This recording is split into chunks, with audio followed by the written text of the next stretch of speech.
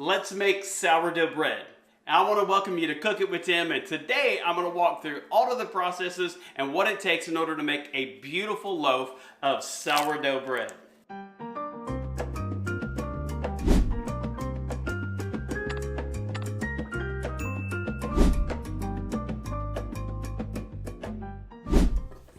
All right, now let's get started, you guys. I've got 90 to 100 grams of starter. You can see my recipe. Get you a large bowl, weigh it exactly, either 90 or 100. I like to do 100, then you're gonna pour in 250 grams of filtered water, 10 grams of fine sea salt, then we're gonna go 350 grams of bread flour. Mix that together until it begins to come together like this big wad.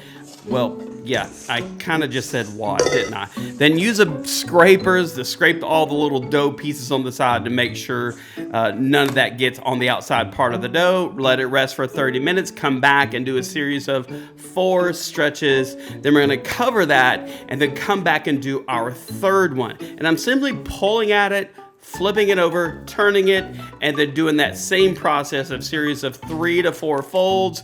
And then now I'm gonna go to my third one. And then after I do my third stretch and fold, and make sure that you put water on your hands, the dough is so much easier to handle. And then I'm on the fourth one here. And then you can see it's turned into this beautiful, see here's the fourth one right here, sorry.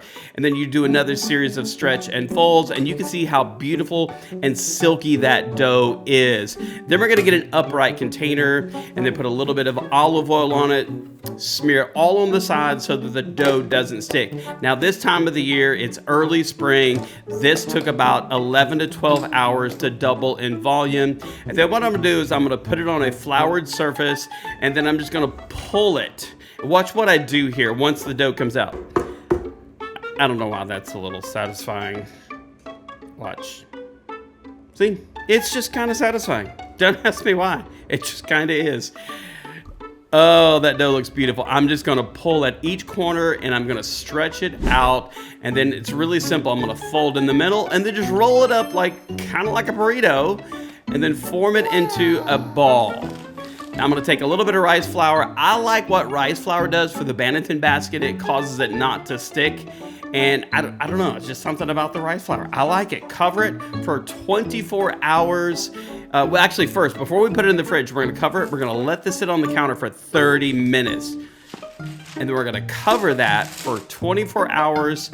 After 24 hours of being in the refrigerator, we're gonna dust it with a little bit of fresh flour, come back with a razor blade and just do however you want. And you're gonna get your baking dish, you know, whatever you've got. Make sure that's in the oven at 500 degrees for 1 hour. Then we're gonna put this in the oven for 30 minutes at 450 degrees. Then we're gonna come back after 30 minutes. We're gonna remove the lid, lower the temperature down to 400 degrees. And I'm talking in Fahrenheit, by the way, guys.